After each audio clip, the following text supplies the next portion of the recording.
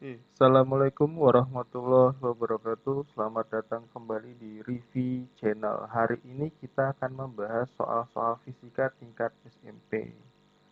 Nah, kita akan membahas dari yang pertama yaitu mengenai besaran satuan serta sifat fisik zat. Oke, kita langsung saja untuk membahas soalnya.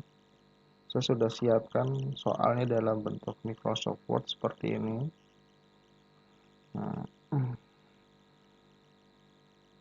oke, dalam soal di sini itu ada soal. Nah, di sini Wahyu membeli satu buah pensil dan satu buah buku. Kemudian Wahyu mengukur dan mencatat data dari pensil dan buku yang dibelinya. Oke, pertanyaannya adalah dari data yang tersebut yang termasuk besaran pokok adalah, nah kalau kita melihat dari sini kita ketahui besaran pokok itu kan dia ada panjang, massa, waktu, kemudian suhu, kuat arus, intensitas cahaya, sama jumlah zat. Nah, dari sini kita bisa melihat dari pernyataan pertama ya, diameter penampang pensil 0,7 cm. Ini kan termasuk besaran panjang, maka ini termasuk besaran pokok. Oke, maaf, hapus. Nah, ini termasuk besaran pokok. Kemudian panjang pensil, besaran pokok. Luas permukaan, nah kan luas kan cm persegi, maka ini bukan, ini besaran turunan. Massa total buku 120 gram, ini menyatakan massa, ini besaran pokok. Tebal buku 6 mm, ini menyatakan panjang, maka besaran pokok. Yang nomor 5, jumlah halaman buku 80 halaman. Halaman itu adalah bukan dalam satuan, maka ini bukan. Maka yang benar adalah 1, 2, 4, dan 6. Oke, maka jawabannya adalah B. Oke ya, untuk besaran pokok. Selanjutnya,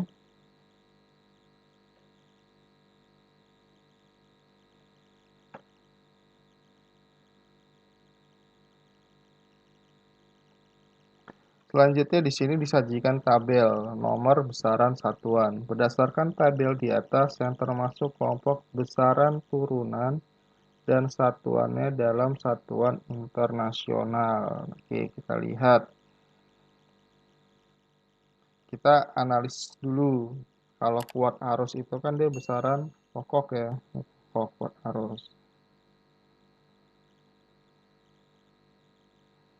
Kuat arus besaran pokok. Kemudian intensitas cahaya juga besaran pokok.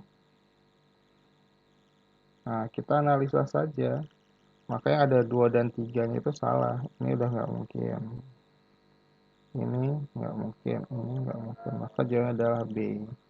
1, 4, dan 5 yaitu volume, kemudian tegangan listrik, sama tekanan. Itu seperti itu ya cara menganalisa soal. Kita lanjut ke soal selanjutnya. Nah, di sini perhatikan tabel nama barang dan nilainya berikut. Nomor, barang, nilai. Nama barang yang berkaitan dengan besaran pokok. Nah, ini kan selalu kalau nggak ditanya besaran pokok, besaran turunan, satuan, dan sebagainya. Nah, kita udah lihat lah. Gula, nah ini besaran pokoknya ya kan. Massa, dari massa. Pita 100 cm. Besaran panjang. Oke, ini dari panjang.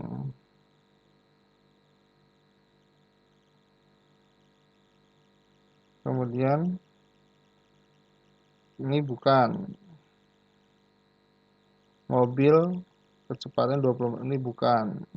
Televisi ya ini 1 ampere, ini adalah kuat arus. Ini besaran pokok. Maka yang benar adalah 1, 2, dan 5. Nah, seperti ini. Yang benar. Oke, kita lanjutkan. Nah, di sini ada sebuah gambar mistar. Sebuah mistar digunakan untuk mengukur panjang beberapa pensil. Berdasarkan gambar, panjang pensil yang benar adalah, kita lihat panjang pensil nomor 1. Ini panjangnya berapa? Mulai angka 0 dari titik 3 ini. Nah, maka 1,9. Oke, ini adalah panjangnya 1,9 cm. Panjang pensil 2 mulai dari angka 4 nolnya sampai ke sini 1, 2, 3. Oke, ini 3 cm. Panjang pensil 3 mulai dari 3,5 dari sini ke sini 1, kemudian ke sini 2, ini 2,2 cm. Pensil 4 dari sini 4,5 1, 2, nah ini 2,1 cm. Jadi yang benar yang mana? Ya ini, yang pensil 2, panjangnya 3 cm. Oh ya, jadi kita lihat di sini 3 itu berarti mulai dari angka 0, titik awalnya. Oke, kita lanjutkan pada soal selanjutnya. Nah, ini stopwatch. Nah, stopwatch manual. Nah, waktu tempuh siswa tersebut adalah, jadi yang ditunjukkan di angka stopwatch ini berapa gitu. Sekolah Taruna Bakti mengadakan lomba lari jarak jauh. Waktu tercepat dicapai oleh salah satu siswa menempuh jarak tersebut ditunjukkan oleh stopwatch. Waktu tempuh siswa tersebut adalah, nah perhatikan, pada stopwatch analog yang pada lingkaran kecil ini,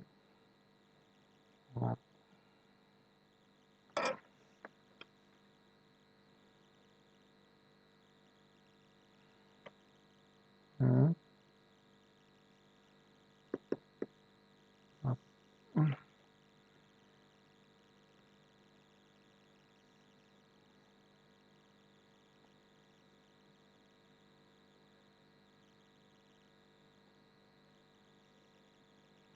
ya pokoknya pada gambar lingkaran kecil ini itu menunjukkan menit, sedangkan yang lingkaran besar ini menunjukkan jumlah detiknya. Nah, kalau kita lihat di sini, itu kan pada lingkaran kecil ada 5, 10, 15, 20, 25, dan ini menunjukkan di angka 25, maka 25 menit.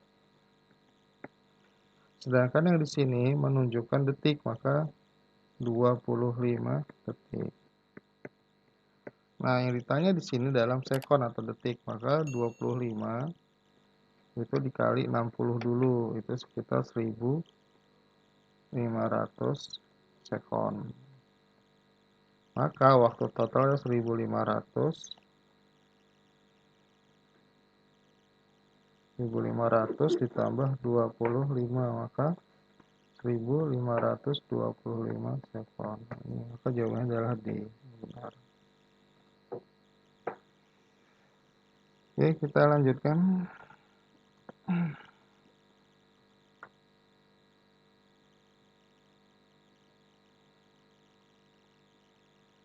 Supaya neraca menjadi seimbang, piringan di sebelah kanan ditambahkan anak timbangan yang masanya berapa. Ini adalah 1001,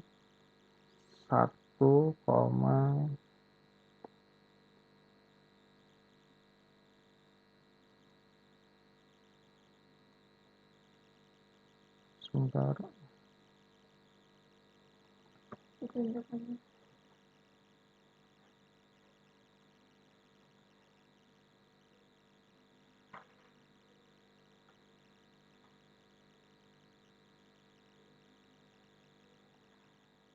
Oke, kita lanjutkan.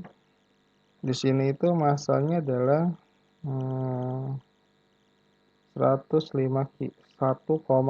kg. Berarti itu kan setara dengan 1050 gram.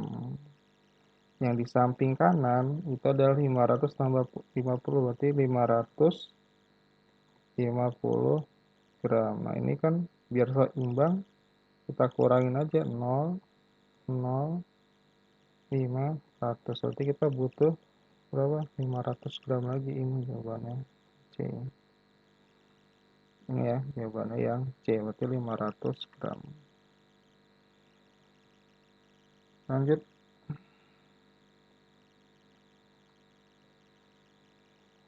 Nah, di sini ada gelas ukur. Awalnya gelas ukur itu volumenya 60 mili. Kemudian dimasukkan batu, maka volumenya menjadi 85 mili. Yang ditanya adalah volume batu berapa. Nah, kan kita bisa melihat dari volume batu itu jumlah kenaikan dari volume air tersebut. Nah, jumlah kenaikan volume air berarti kan 85 dikurang 60, maka adalah 25 mililiter. Ini 25 mililiter. Nah, kemudian tanya volume batu tersebut berapa. Kan kita harus ingat konversi satuan ya, konversi satuan.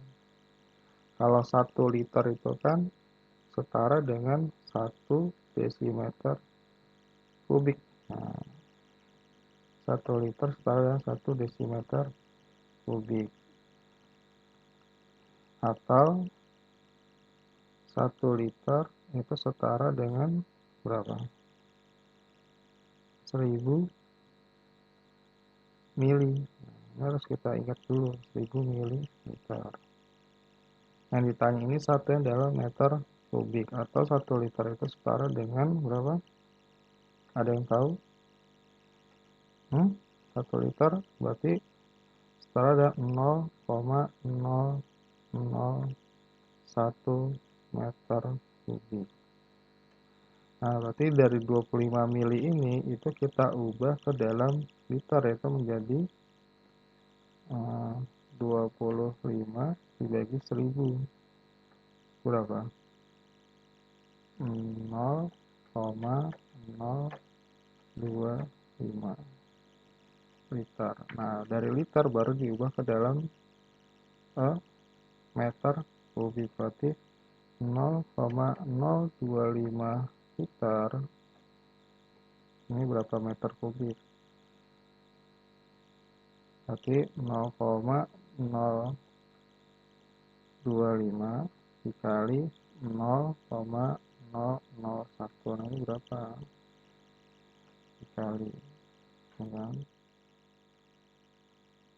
ini berapa jumlahnya? Kalau kita dalam bentuk notasi ilmiah, nolnya ada berapa nih? 1, 2, 3, 4. 1, 2, 3, 4, 5, 2, 5. Nah, kan seperti ini. Meter kubik. Nah, jadi yang B jawabannya. Oke, jadi volume dalam mili diubah ke liter, dari liter baru diubah ke meter kubik, gitu ya, konversi satuannya. Nah, kemudian pada soal nomor 7 ini sudah ada jawabannya.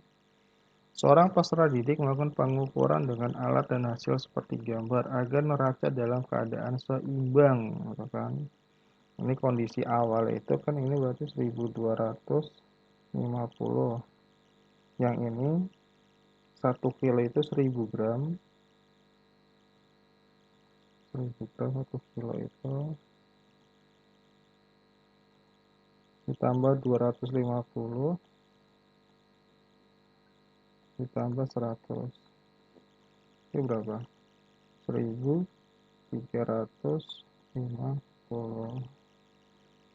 Oke, kalau beban P ditambah 250 gram ini untuk kondisi A, maka yang ini menjadi 1500. Ini tidak seimbang gitu kan dengan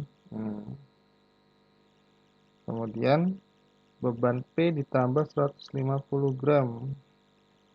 1250 ditambah 150. Berapa? 1400. Ini tidak seimbang. Yang D, kita lihat yang D dulu. Anak timbangan 250 gram diturunkan. Kalau ini diturunkan, nggak seimbang juga, betul kan?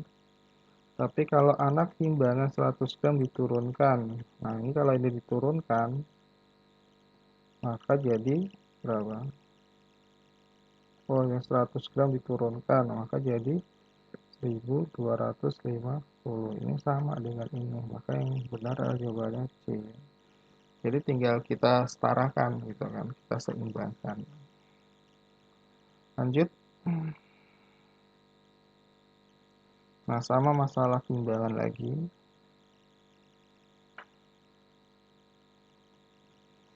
Oke, agar neraca dalam keadaan seimbang yang harus dilakukan adalah, nah ini 1,6 kg.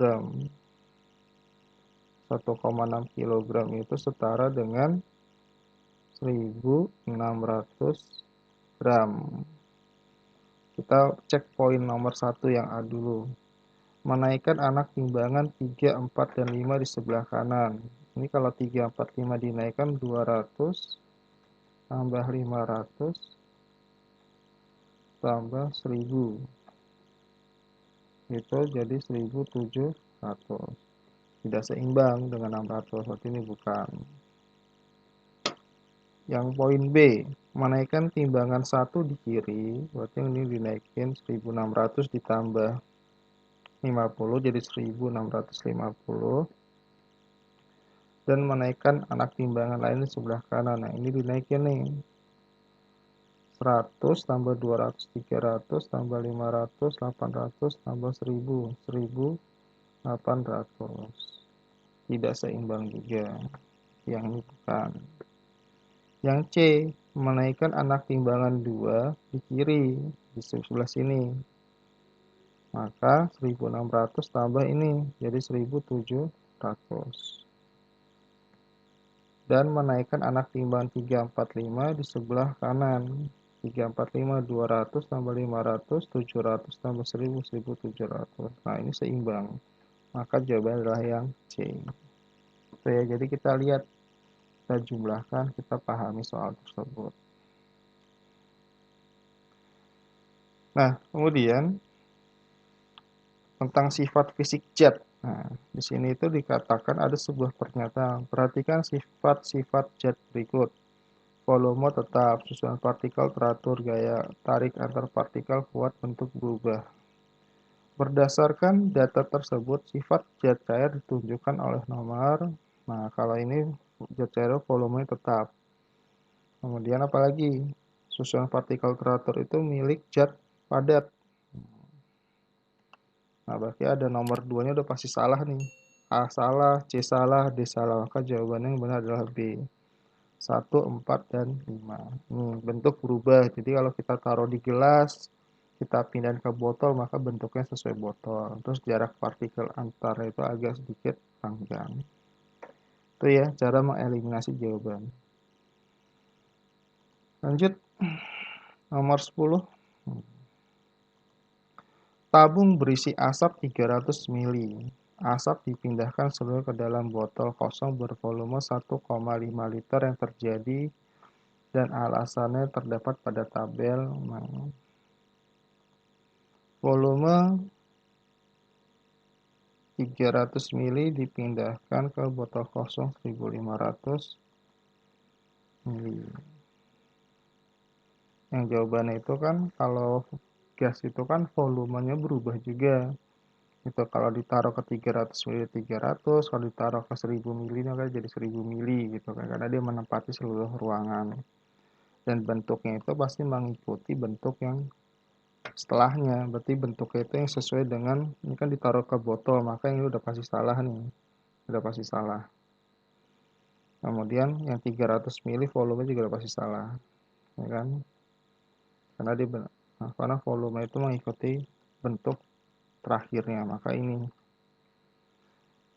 volumenya 1.500 mili, bentuknya gas yang jadi botol, dan gaya tarik antar partikel itu sangat lemah. Itu adalah alasannya. Oke. Nomor 11. Botol berisi alkohol 100 ml. Apa yang terjadi jika alkohol dituang ke dalam tabung bervolume 300 ml? Botol. Nah, berarti bentuknya itu bentuk alkoholnya seperti tabung. Nah, itu yang pertama. Nanti yang udah seperti botolnya salah. Ini salah. Maka jawabannya kalau nggak B sama C. Alkohol itu kan zatnya zat cair gitu kan. Nah, dia nggak mungkin volumenya berubah. Volume pasti tetap. Maka jawabannya adalah D. Ini ya. Bentuk alkohol seperti tabung dan volume tetap 100 ml. Oke, lanjut. Nomor 12. Jika sejumlah air dipindahkan dari tempat P ke tempat Q yang berbeda bentuknya, yang terjadi adalah, perhatikan kata kuncinya, sejumlah air, maka ini adalah zat cair. Volume air tetap.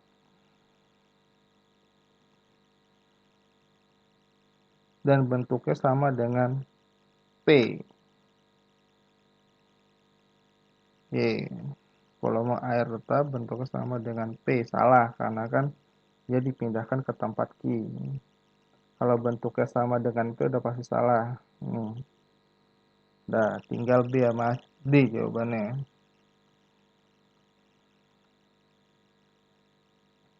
Volume air sama dengan volume Q. Ya, kita nggak tahu nih volume airnya berapa. Maka kalau dari bentuk pernyataan yang ini, volume air sama dengan volume Q. Ini juga salah. Karena kalau di cair itu volume airnya tetap. Artinya itu, dan kalau tempat P itu 100 ml dipindahkan ke tempat Q yang 1 liter, itu volume tetap, yaitu 100 ml juga. Maka jawabannya adalah B. Itu ya, adik-adik seluruhnya. Oke, perhatikan 13 tentang tabung. Wah, ini saya perkecil sedikit biar bisa terlihat.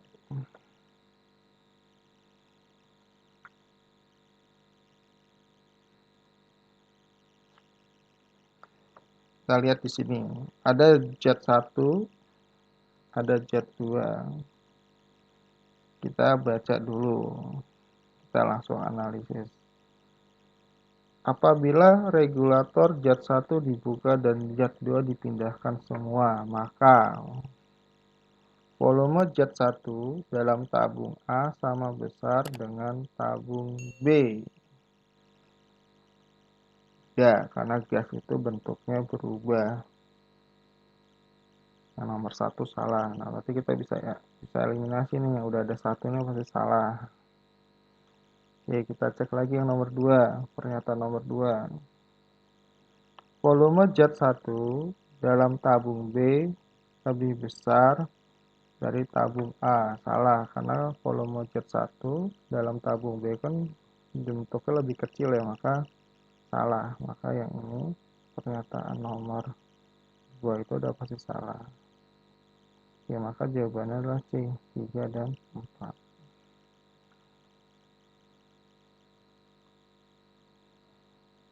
Nah, kalau dicek nomor 3, volume zat 2 dalam botol D sebesar 90 ml. Ya, ini kan penjumlahannya. 20 tambah 30 tambah 40. Ini adalah 90 ml. Ini zat cair. Oke, itu seperti itu ya. Jadi 3 dan 4. Oke, perhatikan gambar berikut. Saya perbesar lagi.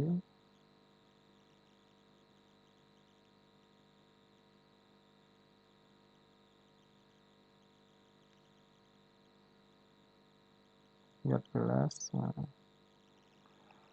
jika ketiga benda diketahui, ada benda P, benda Q, benda R. Jika ketiga benda tersebut dimasukkan ke dalam air bermassa jenis 1000 kg, maka posisi benda yang benar ditunjukkan adalah, jadi kalau dia massa bendanya lebih besar dibanding massa air, itu artinya tenggelam.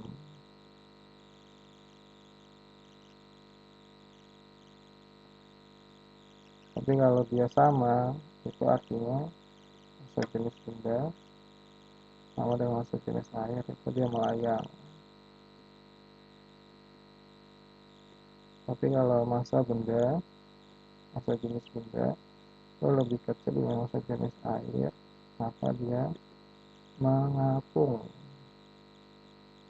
Nah, kita lihat aja di sini. Kita harus tahu dulu massa jenis yang ini. Massa jenis benda yang ini berapa? Rho adalah massa dibagi volume. Nah, ini kan 12 dibagi 0,06 berapa? Nah, kita cek di kalkulator ya, biar kita nggak salah.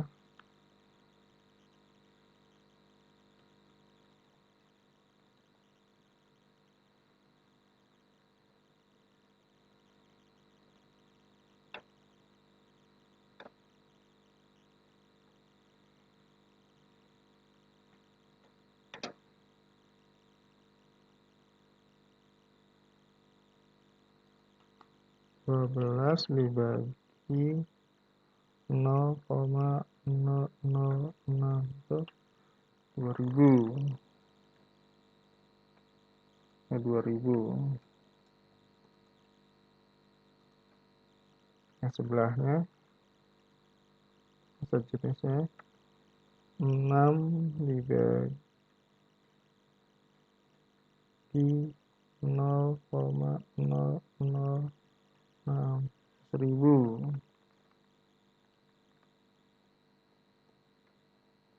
Yang benda R adalah 4 dibagi 0,0016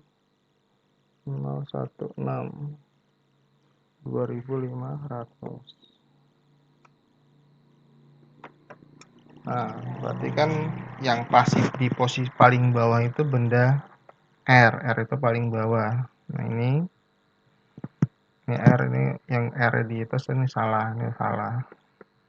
R di bawah, benar. Juga R di bawah. Kemudian susunannya benda P. P itu ada di atas R dikit. Berarti ini ya. Jawabannya adalah A. Nah, ini salah.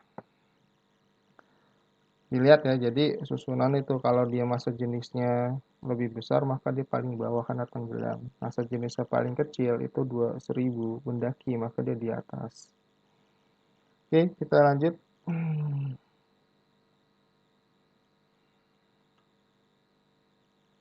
Wah, maaf ada coretannya.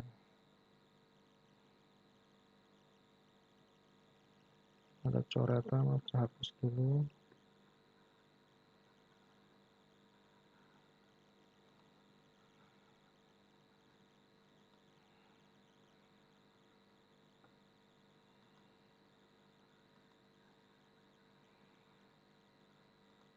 Maaf.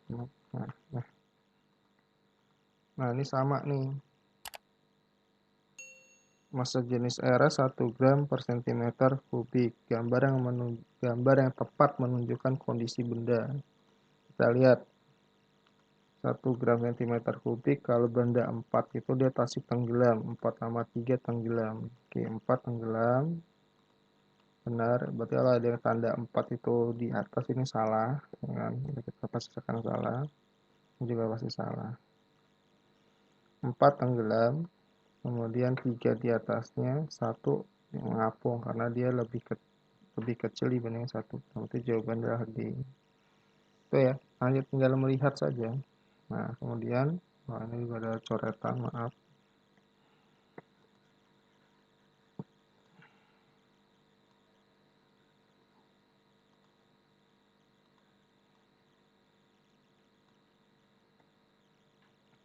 Nah, larutan yang memiliki kadar garam paling tinggi dan paling rendah. Kalau paling tinggi itu kadar garamnya pasti dia akan menyebabkan benda mengapung. Maka yang ini.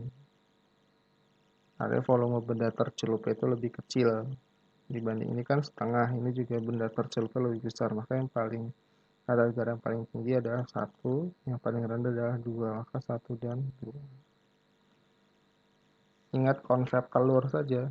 Telur ketika di air biasa itu tenggelam. Namun ketika dia ditambahkan garam lama-kelamaan melayang, kemudian mengapung. Oke, soal terakhir.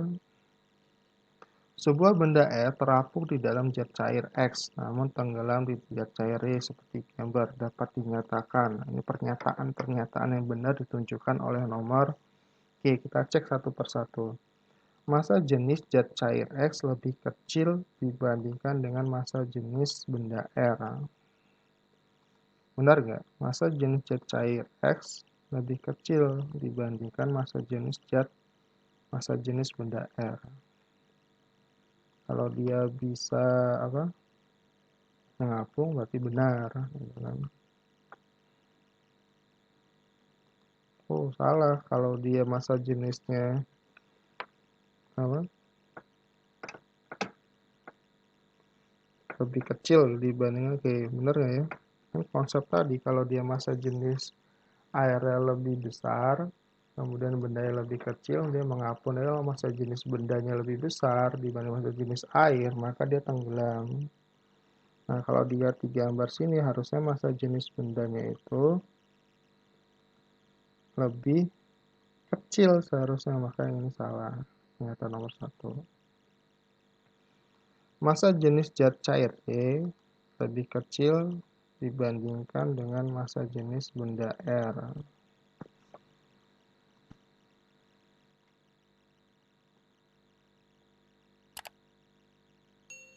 Oke, benar. Ini menyebabkan benda tenggelam. Kemudian, massa jenis zat cair Y